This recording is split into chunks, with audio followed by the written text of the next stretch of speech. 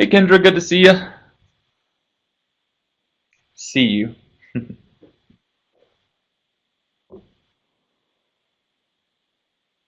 Joe's saying one of his biggest Facebook successes was the Eclipse Day. Yeah, that was huge on social media, huge throughout the scientific community, but that was one of those scientific events that really kind of just, had such a broad outreach. I'm sure that was a huge Facebook success.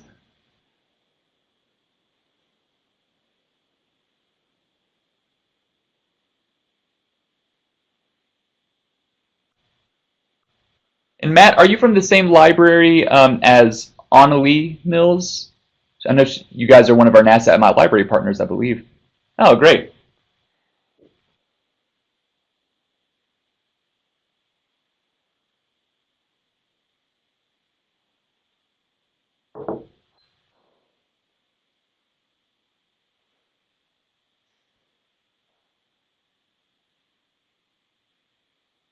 And so one of the things I know a lot of people deal with is wanting to post those pictures on Facebook that you take at events. But I think different districts, different library systems probably have different rules on photo permission. So that's always something to think about, making sure you have permission from families or from adults or to post those pictures on Facebook.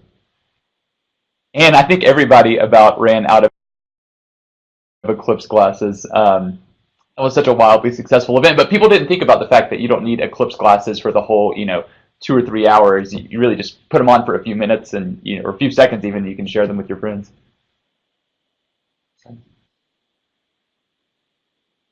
We are excited that you helped us distribute all those free Eclipse glasses.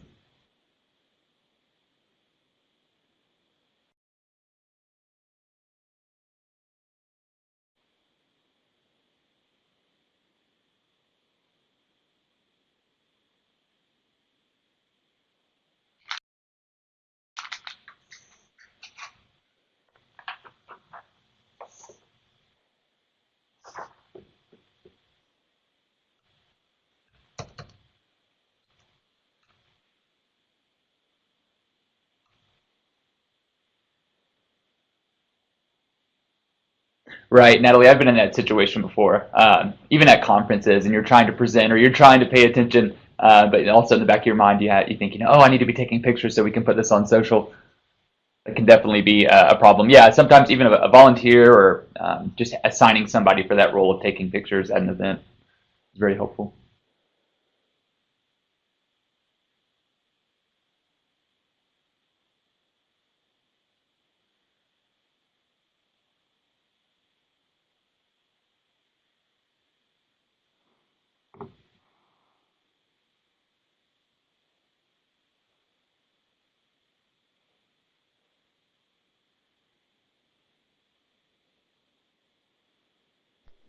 All right, guys, so it's 1 o'clock. I'm going to go ahead and get started. I'm just going to switch over our room formats quickly.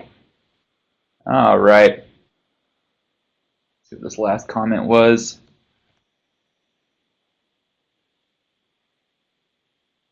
Very good. So welcome to our StarNet webinar series. Today's webinar topic is social media tips from NASA. I am so excited about this. I may have run into some of you guys at conferences. I was at YALSA and MPLA over the past month, and that's all I could talk about is how excited I am for this webinar. We're going to be joined by Jason Townsend. He is the Deputy Social Media Manager for NASA, and he's got a lot of great stuff to cover with you guys. So I just want to kind of give you a brief introduction and talk about a few different resources that might be helpful and kind of give you an or layout of what today's going to look like. So most of you guys have answered our chat box icebreaker already. Feel free to go ahead and put that in the chat box. I'm going to go ahead and move on and get started on the day. But just also note that we are recording this webinar and it'll be uploaded to YouTube pretty shortly. So you'll get an email from me within a day or two, kind of just outlining those resources. And Jason, if you want to go over the slides, you can click on that sync button and that'll unsync all the slides and you can run through them. Let's see. Oh, no worries. So I'm going to go ahead and get started here. So today's agenda, I'm going to do a little brief introduction, talk about some StarNet professional development resources. And then we're going to go into some poll questions. I just want to kind of get some feedback from you guys on how you do social media at your library, kind of the state of social media at the libraries that we partner with. Jason's going to be giving his presentation, then we'll wrap things up. Hopefully have enough time to do a little Q&A at the end.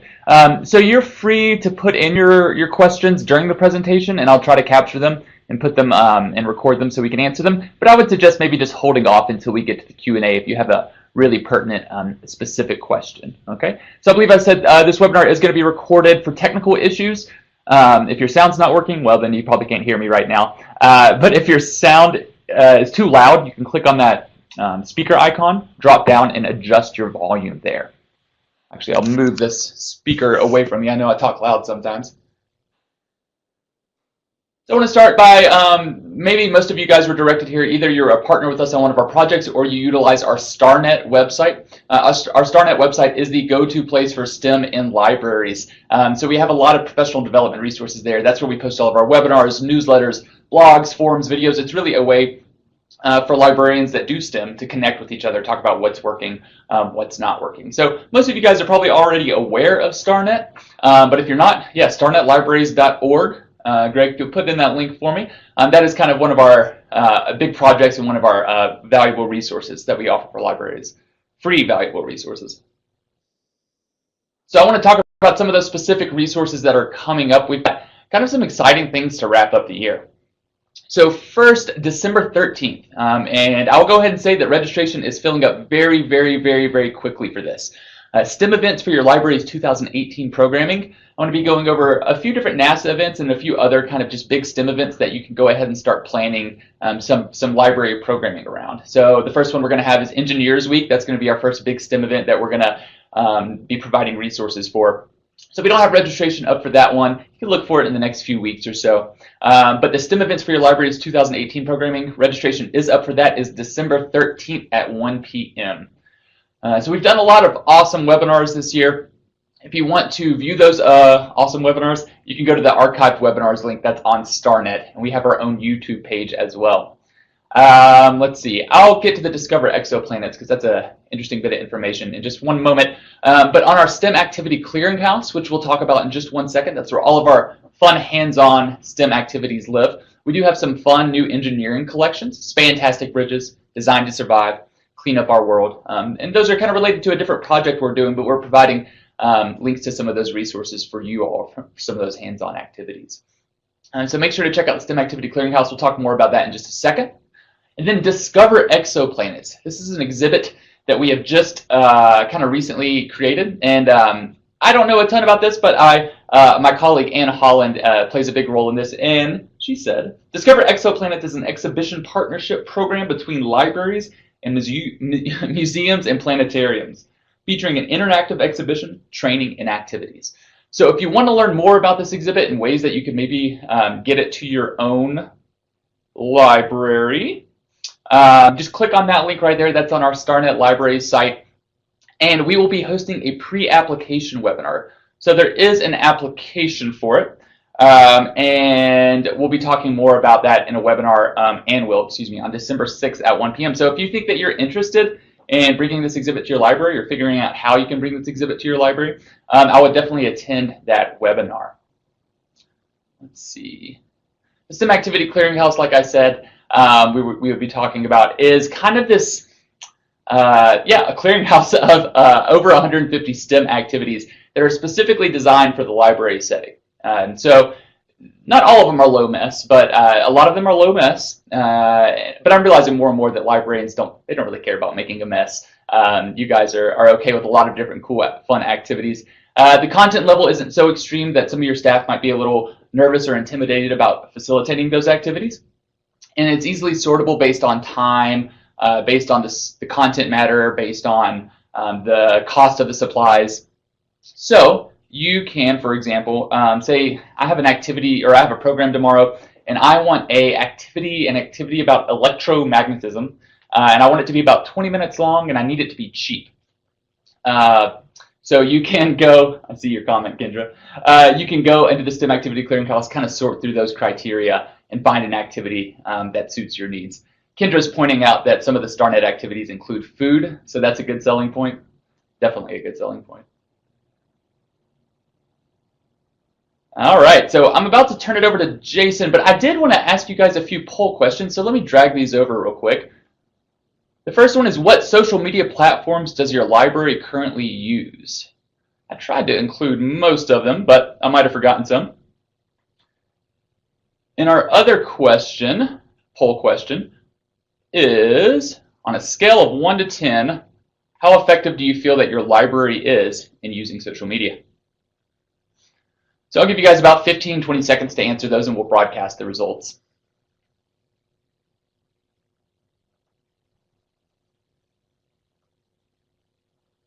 Oh, excuse me, that's a great point, Lori. 1 would be bad, 10 would be good.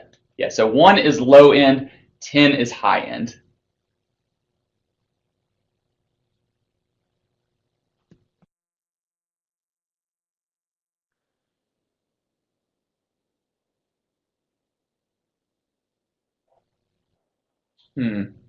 Greg's saying the video seems to be a little out of sync. Is that the case for anybody else?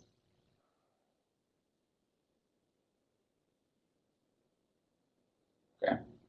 Okay.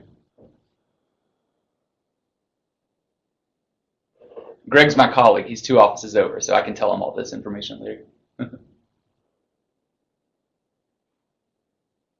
Okay, we'll give you guys about 5 more seconds to fill out those polls.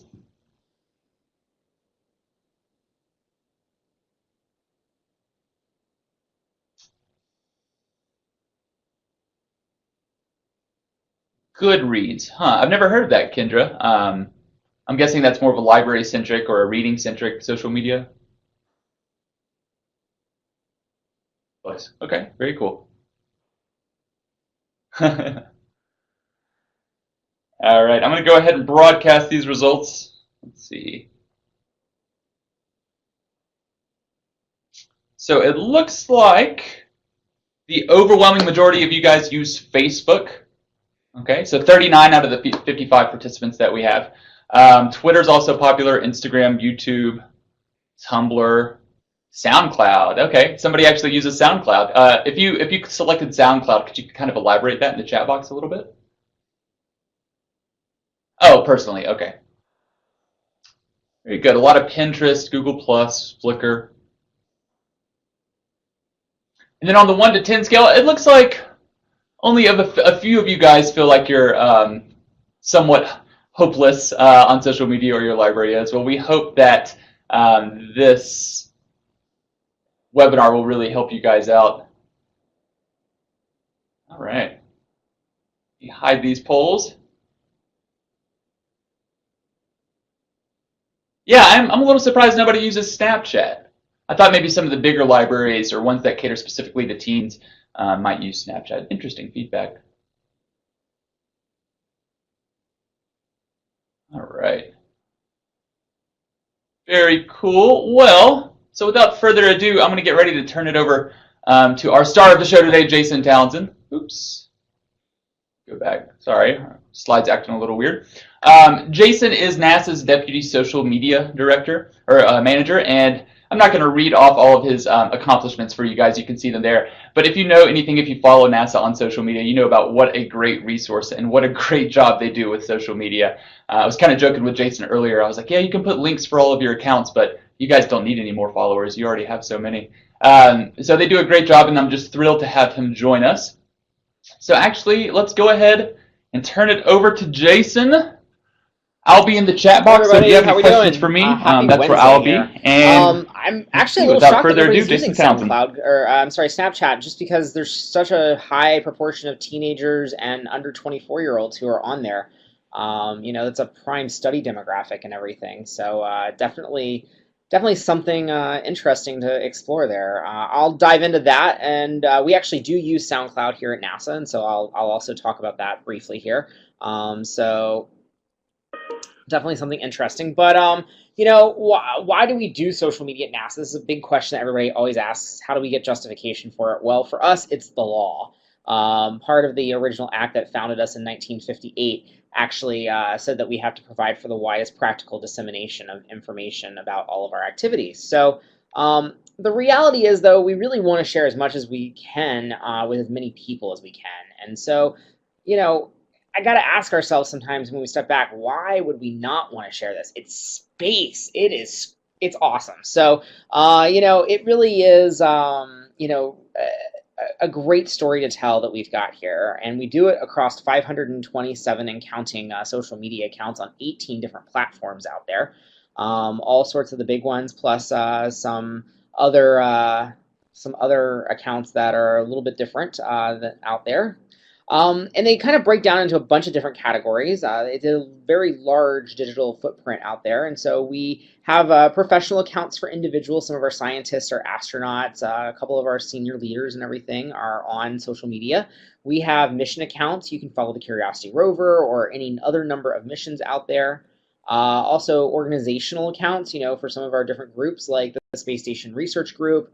There's ones that are topical that we take a bunch of different missions that study the same sort of thing, like the sun. You can follow at NASA Sun and get a look at the 8 different missions that are currently studying the sun, all put together in one account. Some of them are just based on our facilities. We've got 10 locations from coast to coast, and so each of our centers has their own facility account, and you can find out some of the things that are happening there in the local community, as well as some of the things that are happening with the Brain Trust that is at each of these locations. And then we also have the big agency account, which a lot of people are probably most familiar with. But altogether, this really helps create a really huge digital ecosystem of doing things big and small. So when it comes down to who are we reaching out there and so on, right now our overall social media footprint reaches over 130 million total followers across all accounts and platforms. We're the largest, most followed federal agency or department out there, the entire federal government, on Snapchat, on Instagram, on Twitter, on Facebook, on Google+. We've had rapid growth over the years, looking up where we're at and everything. It's resulted in us being the 54th largest Twitter account out there and the 48th largest Instagram account.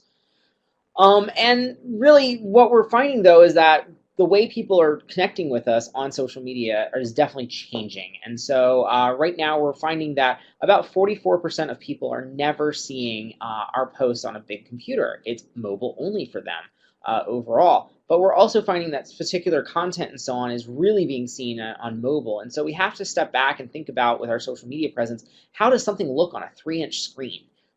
Because we don't have any more real estate than that. So we have to end up packaging it differently, doing different text and overlaid on videos or graphics or things like that, so that it's not paragraphs and paragraphs of stuff out there. We're also noticing that a lot of our audience is global. So about 41% of our audience is inside the United States. Within that audience, we're finding that 52% of our audience within the US is in the Pacific time zone alone. So it's utterly fascinating to think about what time zone am I going to be tweeting things on or posting to some of the other platforms out there. Do we post now and hope the algorithm shows it to people later? These are all considerations we have to think about. We're also finding that there's a significant portion of our audience that is not using tools in English as the native language that they're using the tools in. So, that's why we go more for visuals and things that translate across, even if we didn't translate it ourselves. So definitely things that we think about here. But at the end of the day, we're really trying to look to move everybody from being kind of a passive sort of fan follower consumer of our social media and moving into them being much more active roles where they're ambassadors, creators, and collaborators with NASA. Once we actually get something to post, though, this is something that we really delve into. We really want to make sure that we are doing right by our audience, that we're delivering something that has a lot of value and is primed to receive maximum levels of engagement and so on. In a nutshell, though, what this kind of boils down to is that we don't really write for scientists or PhDs. It seems like common sense, but working at a scientific organization, the number of times that we've been told to add a word back in that nobody's going to understand beyond a small group of particle physicists or something is, really kind of fascinating. And so we really try to have broad appeal. Is this something that a 6th grader can understand? Is it something a 70-year-old can understand? We try to avoid acronyms. We try to avoid all of the NASA speak and everything out there.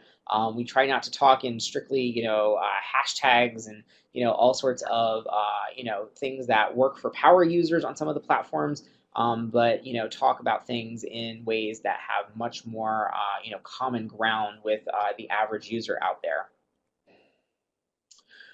We obviously try to ask ourselves a bunch of different questions about the text of our posts. Is this something that's going to make somebody care about the content? Is this something that is going to be seen in a social media timeline? Is it going to make you stop scrolling and skimming through your feed and actually end up, pausing to read it or reshare it and so on? Does it add any sort of value out there?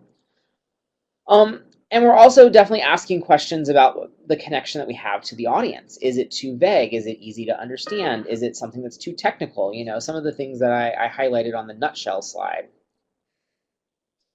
Um, then, we really try to go through and make sure that what we're doing is something that somebody that doesn't work here at NASA can actually understand what it all means. If we put out that, we're going to go on an EVA today, well, an EVA is an extravehicular activity. The entire rest of the world is going to call that a spacewalk. And so, using the terminology that our audience is using and making sure to explain it clearly is really one of the key things that we have out there. The other thing that we really realize is that a lot of folks don't actually look at our content in the context of our own account. They see it as a one-off post within their feed. So if you're doing things that are structured across multiple posts and so on, can your post stand alone? Is it self-explanatory? Are followers able to walk away from seeing just one post in a vacuum and get something out of it to understand the topic and so on? It's just something that we have to keep in the back of our heads because it's competing with, on Facebook, for example, childhood pictures and baby pictures from friends and wedding pictures and, vacation travel photos and what people are eating today and stupid cat videos. So, it is definitely a lot of different things that it's competing with, and it's rarely ever actually seen in the context of your account or your page. This seems kind of like common sense here that we should avoid some of the common mistakes, but it definitely is something that we really have to double check ourselves on. Is this something that's accurate? Is it appropriate? If you click the link, does it actually provide additional context and information? We can say, well, yeah, you can go find the information on nasa.gov, and here's a link to nasa.gov, but nasa.gov is almost, 300,000 web pages. Which one's the right one? So think about that. It's definitely something to think about when you're crafting your content and putting it out there. At the end of the day, though, with all of our content, we really ask ourselves this overarching question that I think really it can drive a lot of really good strategy out there. Can anything be added or removed that makes your message stronger to connect with your audience? So how do we actually make this all happen? So this is the examples part here. A lot of different case studies. We're able to bring in some of our social media followers, invite them in to meet face to face with us, hear from our experts, tour some of our facilities. And when we do that at multiple locations throughout the same day and so on, we can get something trending that usually is a little bit, not going to do it on its own. So, for example, when we release a new fiscal year budget, it's a bunch of numbers on a spreadsheet and everything. And so to make those numbers come alive, we try to take some of our social media followers on a tour of the actual projects that are being funded in that new budget proposal and everything, and go through the different facilities that are funded in that, and really kind of bring the content, those numbers to life. And have all of our social media followers end up making their own content and putting it up all over their own accounts so that we can share it and have a lot of user-generated content around what this budget actually means for people. And in that, we call that our State of NASA. We do it annually and really are able to kind of show off and showcase our expertise here at NASA and our facilities and people. Moving on from there, though, we do work with influencers. We try to find other folks who have voices that that speak to audiences that are different than NASA's own voice and audience out there. And we try to work with a large variety of individuals. In one of the things where we had astronaut Scott Kelly on the space station, he had a little bit of time to record some answers to questions from some prominent YouTubers. The YouTube creators ended up submitting some video questions in advance. Scott Kelly on the space station got to listen to what those questions were and then put back, recorded video answers to them. And then the influencers ended up creating videos of their own and packaging up the material to share on their own channels. So it was something where we were able to actually get our messages and our content out there to people who don't necessarily follow NASA in their own right. So leveraging the networks that other people have built out there. We also look to be really thematic and connect the dots on the work we're doing every day by building story arcs. We're working towards a journey to Mars. We are looking at Earth right now, and we're out there in the solar system and beyond. And so these sorts of things are cheesy kind of branding exercises, but it helps us focus on kind of threading the needle through a lot of different posts and content and everything where we are able to, where we're able to really put forth a more cohesive story, even though it's done through little teeny itsy bitsy pieces here and there. So we try to look at that bigger picture and can we put what we're doing in context of that bigger picture. We also look for moments where we can play in pop culture and leverage, the second screen. If Gravity a few years ago in 2014 was up for awards at the Oscars, and so we were able to share all sorts of real gravity pictures of astronauts actually living and working in space, and was really able to, end up, bombing the hashtag for the Oscars, and ended up being that Digiday called it one of the top 10 real-time social media things from the Oscars that year. When Fox actually did a Sunday night reboot of Carl Sagan's Cosmos, and they did that for 13 Sundays in a row, spring 2 years ago. We were there live tweeting every show and putting out information about things as seen on Cosmos. And so it's a great way to find moments that you have content around that's evergreen, that doesn't require you to create anything new, but rather dust off your archives and go back through and find a second life for some of the stuff that you've previously created or curated out there. We also do explore some new platforms out there and things that people wouldn't necessarily think of. And so SoundCloud's definitely one of those, where we've taken an archive of all sorts of historic sounds. It's one small step for a man and one giant leap for mankind to, mission control. This is the Apollo command module. Houston, we've had a problem. Those sorts of things, to the sound of solar wind that we've collected out there, or what does Jupiter's auroras sound like. And so these are things that we've been able to take and find and post to SoundCloud. There's been over 400 million listens of our sounds out there. We also distribute podcasts on there and really put forth a lot of different things around Halloween. We did a whole playlist of spooky sounds from across the solar system that just are just weird and eerie sort of things out there. And so really tried to look at, can we put forth content in a different format. The neat thing about SoundCloud, when we launched on it and everything, we were able to engage like Rolling Stone and Spin Magazine and DJs across the globe who were ending up taking our space sounds and working them into remixes and songs and sampling things. And so it was kind of fascinating to see how the creative community also was able to use this as an actual library of content that they could then take, download, and use. So definitely some things to think about here. But we're also looking at new storytelling. Right now we have had a tremendous success sharing some of the knowledge that we've gained here at NASA on platforms like Snapchat and Instagram Stories. These are definitely very, very different platforms from a lot of our traditional social media platforms, but it allows us to take our folks behind the scenes and see things that are normally fenced off from the public.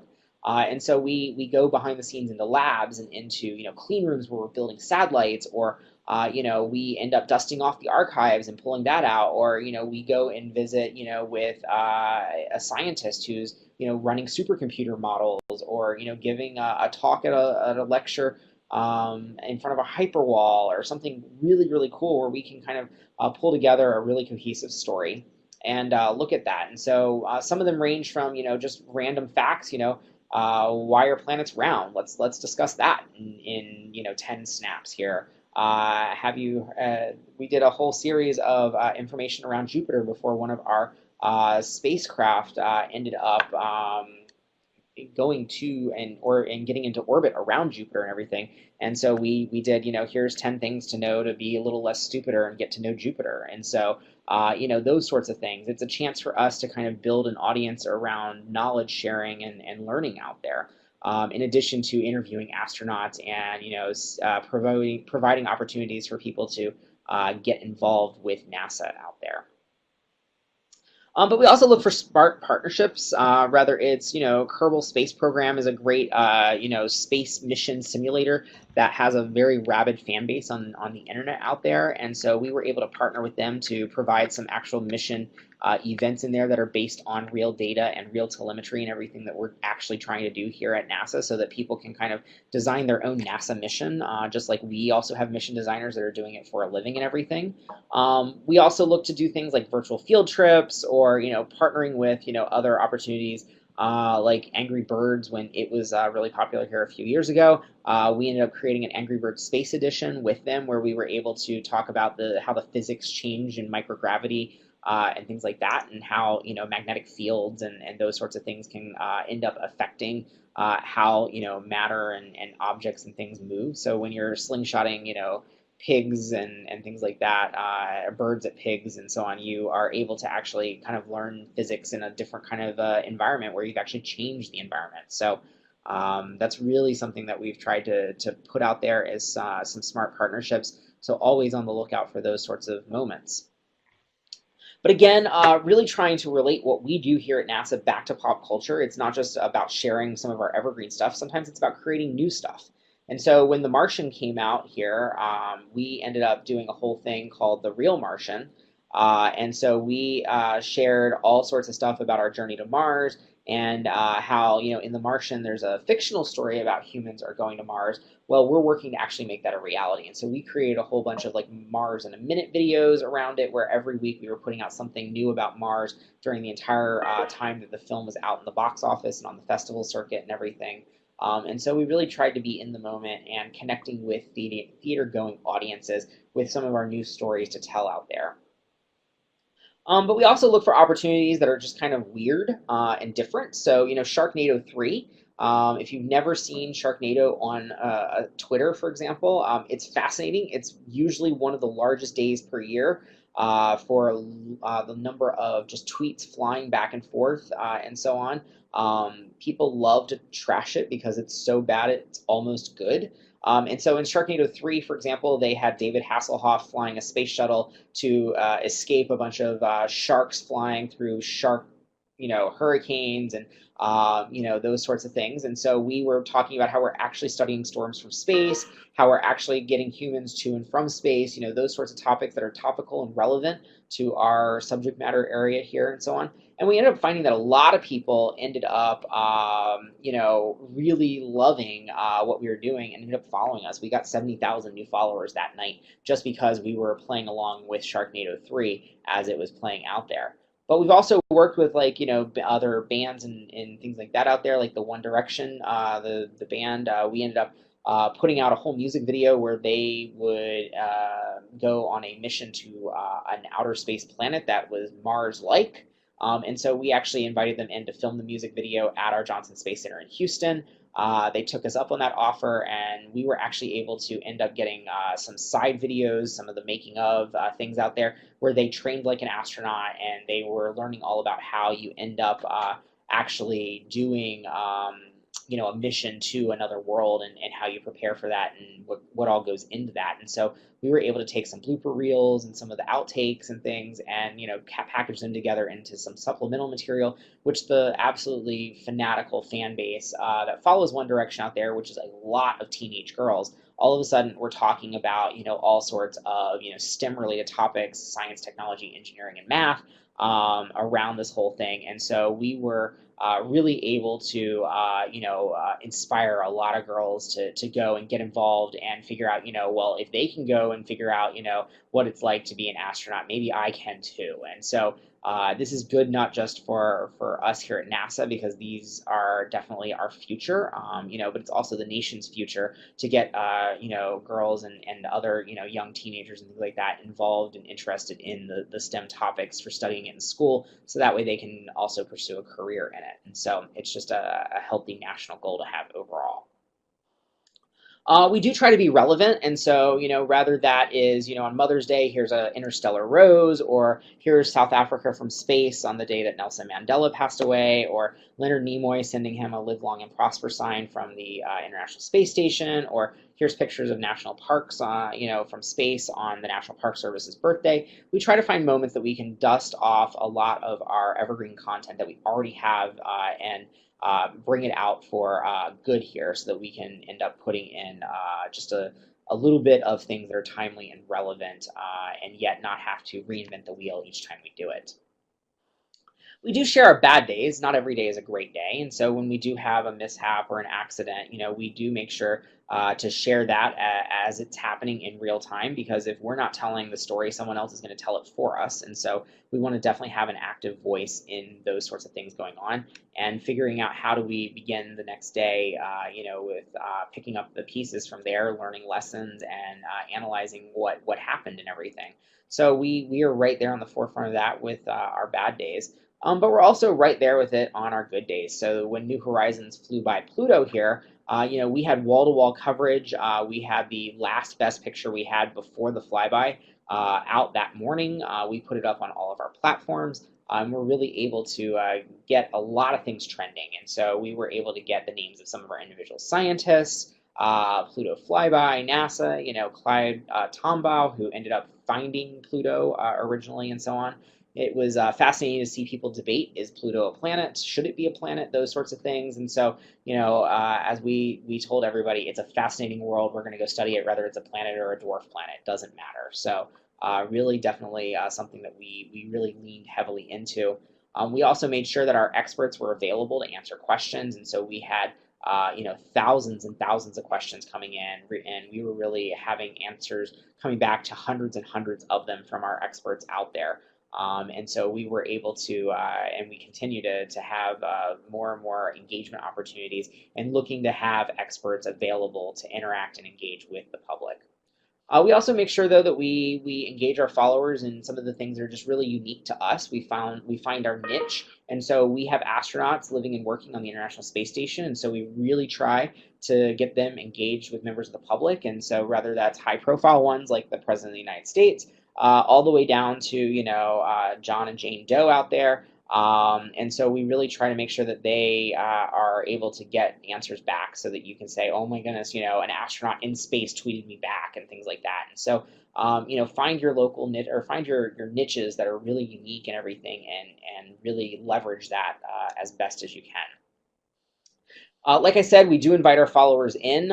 We host NASA social events where we invite groups of our followers to come tour behind the scenes and see what is going on. And we really try to give them a chance to see speakers that aren't necessarily on the front page of everything happening in the news. We try to give our mid-level and more junior folks an opportunity to engage our social media followers, show off some of the things that are happening in real life and connect it with what's happening virtually. And give that access out there. With all of this, though, we really do try to show off a lot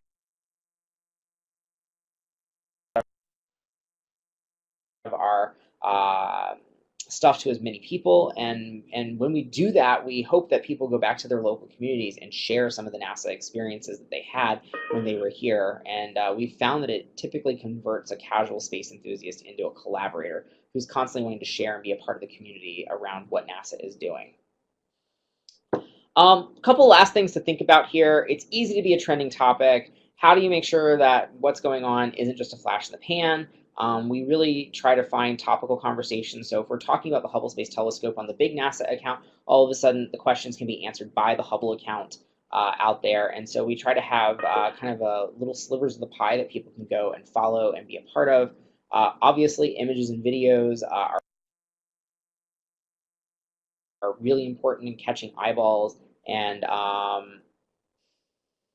really just make sure that we put out as much as we possibly can in a way that is setting it up for the best success it can have.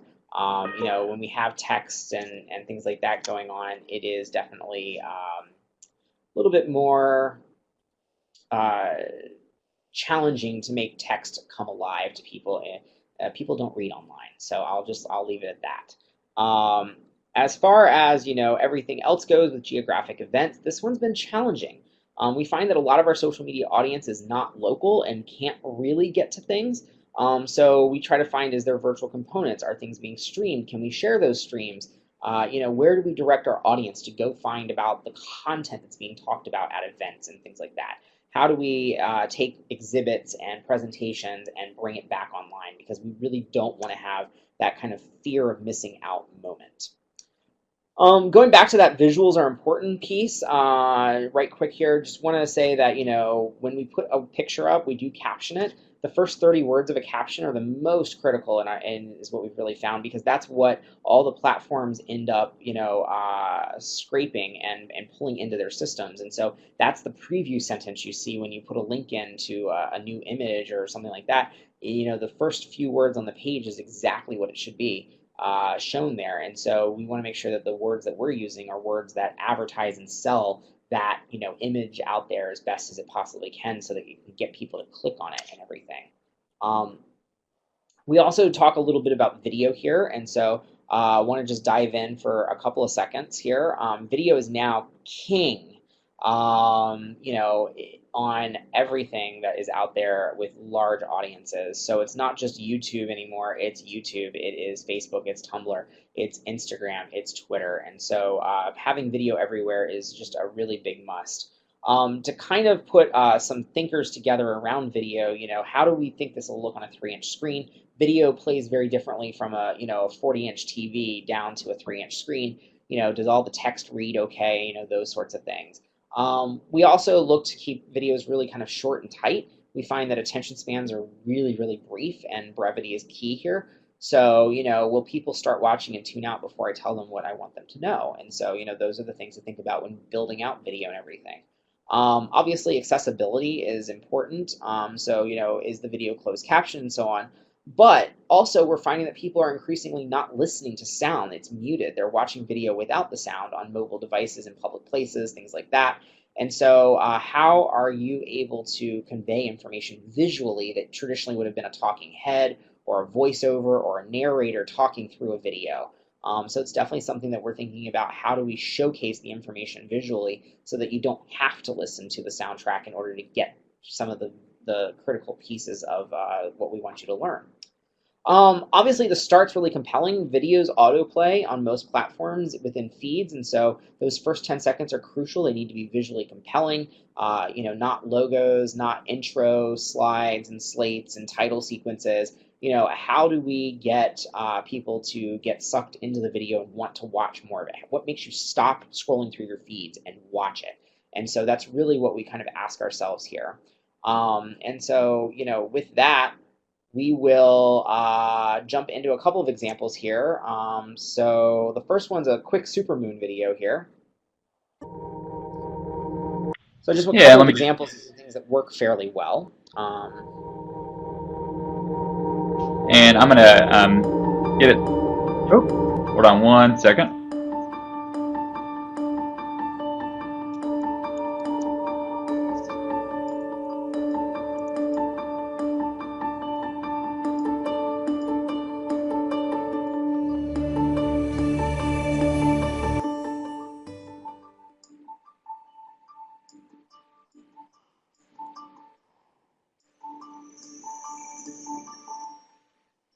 So when we had the supermoon happening, we wanted to create a quick little teaser that could work really well on social media.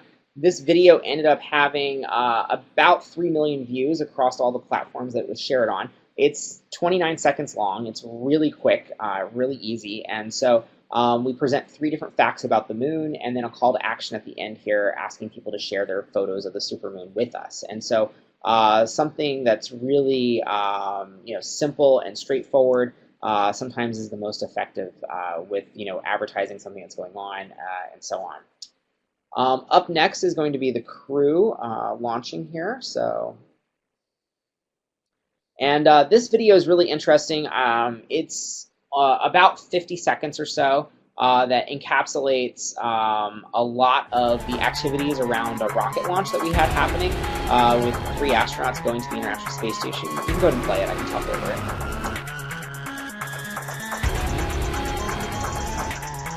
But, we take what was a lot of, hours of B-roll video that were out there, and we repackage it right quick.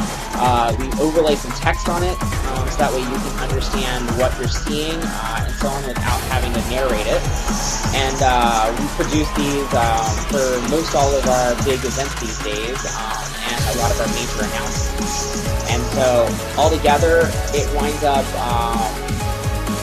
having these videos being wildly popular. This one was seen about 1.7 million times out there.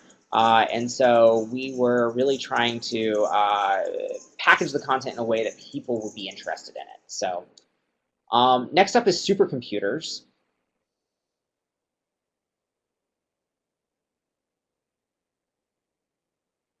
And so with supercomputers, this one is an interesting one in that it's kind of an evergreen video. So anytime we have a new supercomputing announcement, we can go ahead and play. It can go ahead and just be brought out. So this is kind of the gift that keeps on giving. We're thinking about, can we make a video that's interesting? This is mostly just some still photos that we have, and we just kind of can and zoom through it and overlay why we use supercomputers, what they help with. And so we were able to kind of use this anytime we're talking about what supercomputers do for NASA and research the results from supercomputers. It's really empowering out there. So think about things that you can use in multiple ways. Don't date it. Don't tie it to a specific thing that's happening. But this is kind of the gift that keeps on giving. So really quick and simple. We were able to actually get that out to several million views as well. This next one, Astronauts in Space, I threw this one in here because I wanted to show how to do a square video for Instagram. It's a little bit different. How do you pee in space? To do it this way, but so we thought this was a pretty effective way. You work out twice a day showing, for about 2.5 hours. How long did you have to train before going to the ISS? All of about the stuff 5 on years. there. So how did you get to the station? A rocket. Ever prank call this anyone? one's fun to listen to. Of course you prank call people. What's a groundbreaking experiment that you completed aboard the ISS? I survived. Is there Wi-Fi? There is, but it's not as good as it is on Earth. So are the beds comfy? There are no beds. Were there any language barriers? Doc and Yeshna. Of course there were language barriers. What's your favorite meal on the station? I love chocolate pudding cake. Do you ever run out of anything? 3 times. How often do you get to talk to your family? Get to talk to them once a week. What did you do in your free time? Oh, you look out the window. What'd you miss most on Earth? Oh, my wife and kids. What personal items did you take with you? Photos of my wife and kids. How do you do your laundry? We throw it out. How do you pee in a spacesuit? We have a diaper. And if you were to travel anywhere in the solar system, where would you go? I work at NASA. We all want to go to Mars. We throw it out. How do you pee in a spacesuit? We have a diaper. And if you were to travel anywhere in the solar system, where would you go? I work at NASA. We all want to go to Mars. So 1 minute in length here, we presented 17 different facts to people about what it's like to live and work in space, and packaged it really tightly. And so we end up using this for a variety of different purposes. We've done this with mission controllers. We've done this with scientists. Give us 15 facts about your new discovery. And so it's a great way to kind of really quickly hone in on people's attention spans and get stuff out there in rapid fire succession and everything.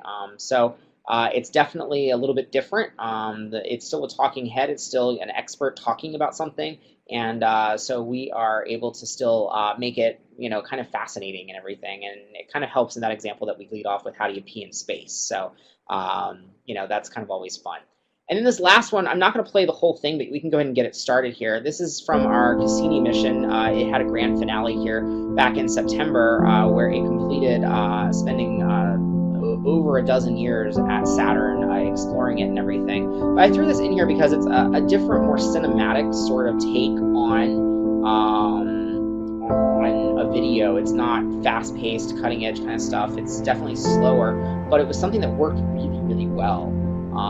We were able to take and pair some of our existing images and some of the animations we already had, and really overlay a lot of really awesome text on it, and relay why this last final portion of the mission is so special and different. This one ended up having, again, over a couple million views, but definitely a different vibe than a lot of the other stuff that we have, and that's just because this was such a majestic planet, and this is such an incredible mission that really discovered some unprecedented things about Saturn.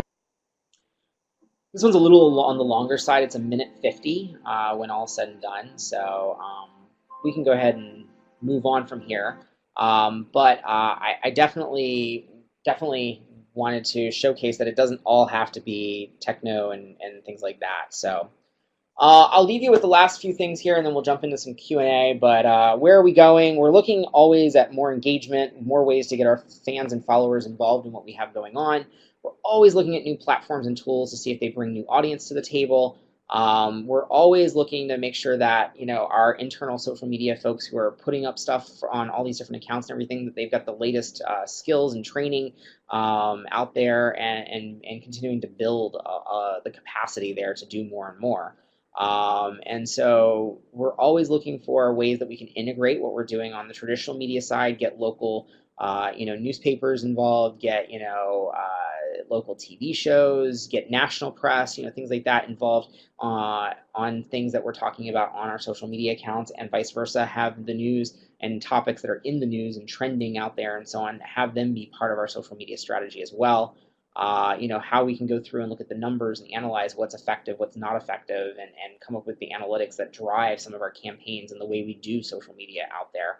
And obviously increase the quality of what we're doing and messaging and sharing what's happening at all levels of NASA, and really go after and find new audiences out there. So with that, that is my presentation. It's a lot in a very short amount of time. I believe that you're going to make my slides available, but if not,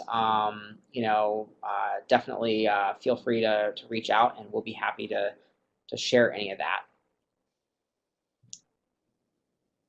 And I'm ready for questions. So it looked like there was several good ones in the chat box. Yes. Indeed.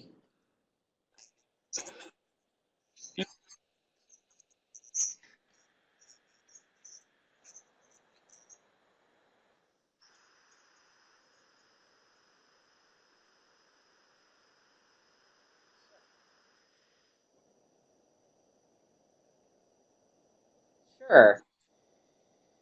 Sure. So hashtags are basically text words that you can put inside tweets and other social media posts out there, and you end up being able to click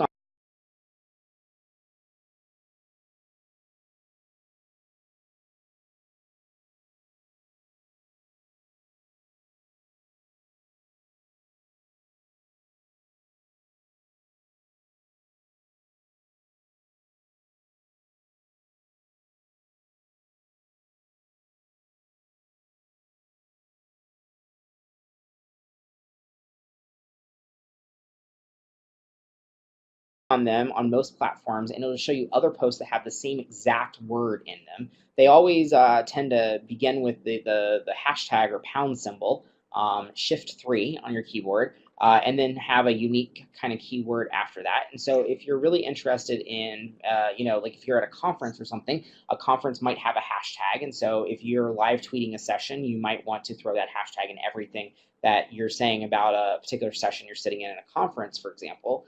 And all the other attendees of the conference can look on the conference hashtag and see all the different things that are being talked about at the conference. They can see different perspectives on the same information if you're sitting in the same session. It's kind of fascinating that way. If you, like in our case, we're usually putting out news and sharing that. And so if us and like a university partner or the PI's home institution out there is also using the same hashtag,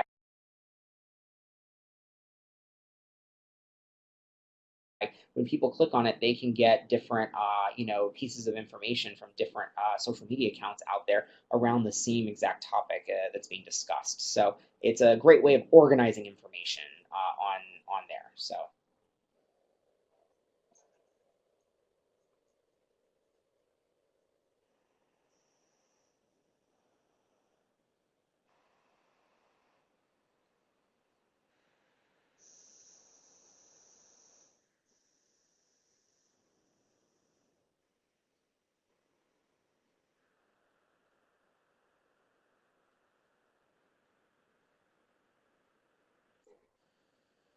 It's actually not much bigger. We have a lot of staff time. We're fortunate in that we have we've been able to over the years expand the number of staff members working on social media here. So we have 14 full-time people now.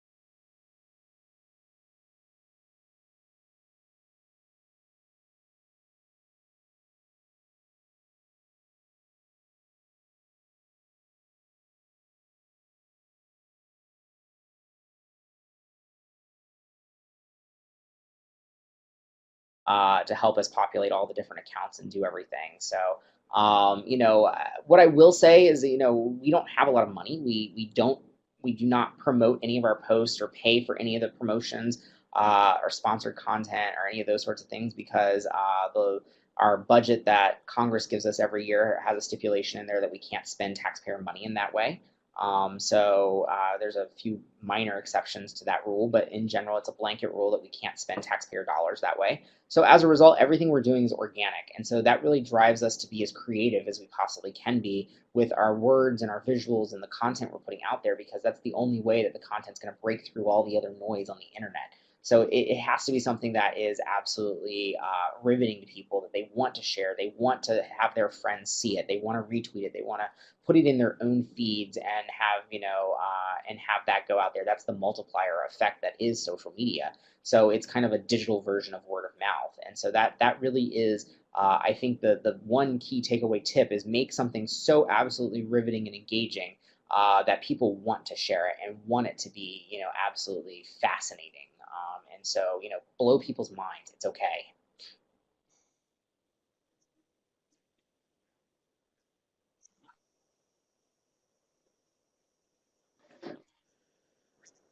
It is a resource for sure.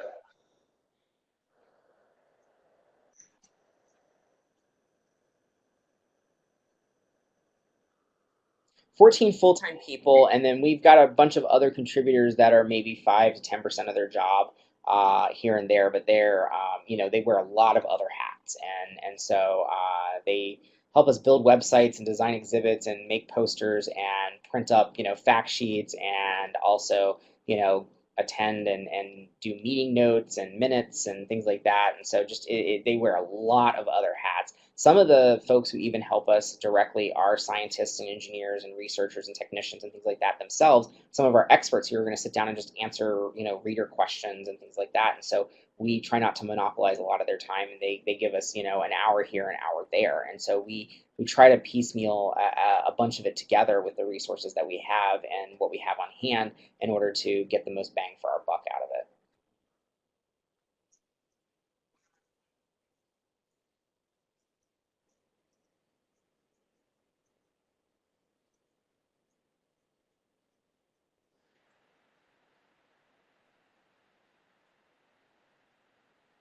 Sure. So it depends. Sometimes we use freeware like Canva and things like that. Other times we end up having a professional graphic designer or videographer sit down, and they use everything from Final Cut Pro to Adobe Premiere to Avid editing systems for videos. It really depends.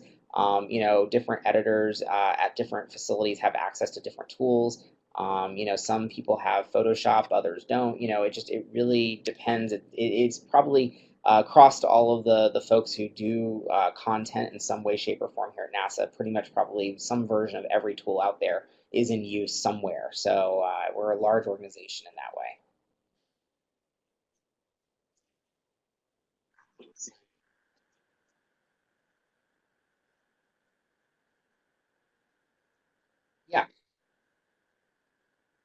Sure. An easy way to do it actually is to upload, is to transcribe a video. Just listen to it and actually write out what the words are that are there, and then you can pop it up into YouTube and load in a transcript, and YouTube will auto time it, and then you can export that file out for use on other platforms, as well as leave it available on YouTube for accessibility reasons. That way, you definitely know word for word what they're saying. If you don't have that kind of time to dedicate that level of quality, then what you can also do is you can upload it there and have it auto-transcribe and then download the transcript and actually edit what they say. We find that a lot of our videos have some really kind of unique words in them, names of places on other planets and things that the auto-translate usually botches. And so we do have to do a manual edit on it and go back and do a little quality control work. But that's definitely a tool that if you have a YouTube account is completely available to you to go ahead and start using. And again, you can shortcut it by starting with the auto transcript and then editing that, or you can end up putting a whole transcript in there if you've got all the words on there.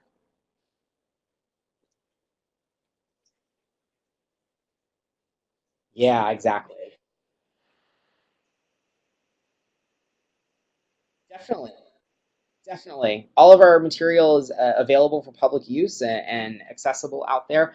Most all of our images, videos, 3D renderings, files for 3D printers, texture layers, data sets, all of it's available for public use out there, subject to a few limitations and so on. But for the vast majority of it, and most uses that most people will encounter, it's definitely fully available for public use.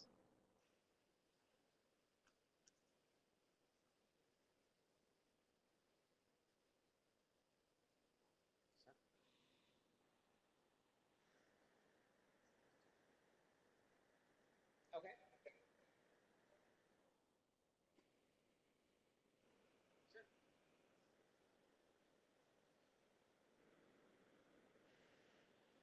Yes, we do work with some of our photographers and some of our other teams that go out, videographers and things like that, that go out and work events frequently. And so, generally speaking, if we're at a public event, we usually put signs on the doors that take care of everybody that's over the age of 18.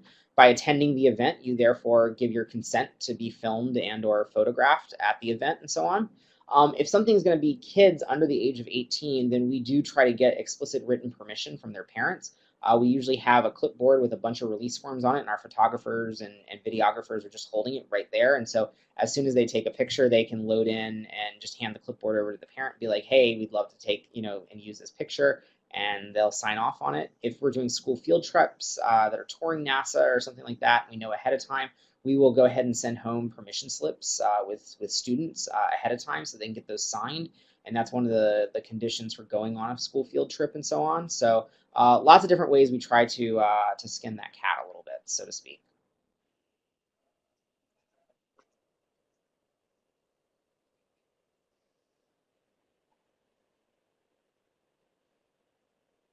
Exactly.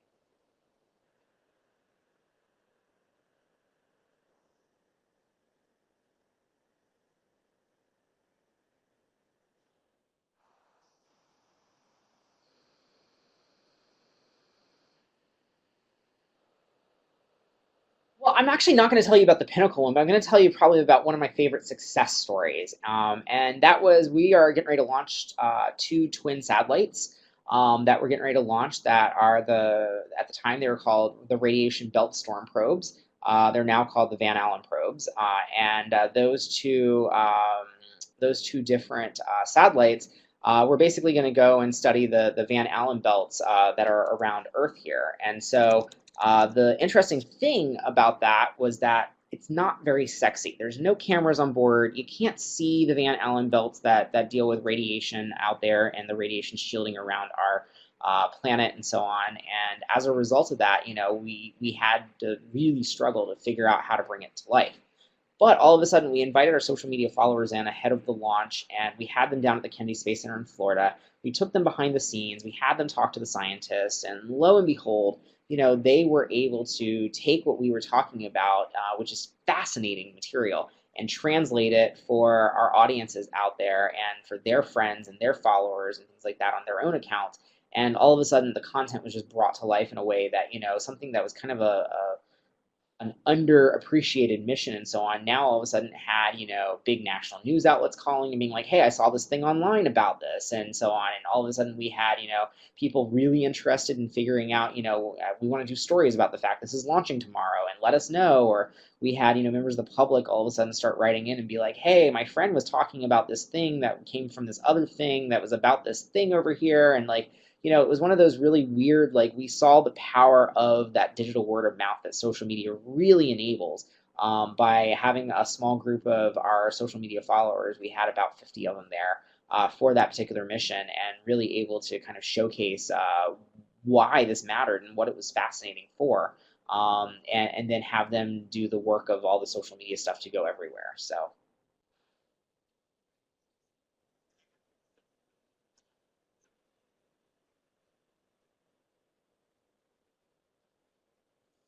No worries.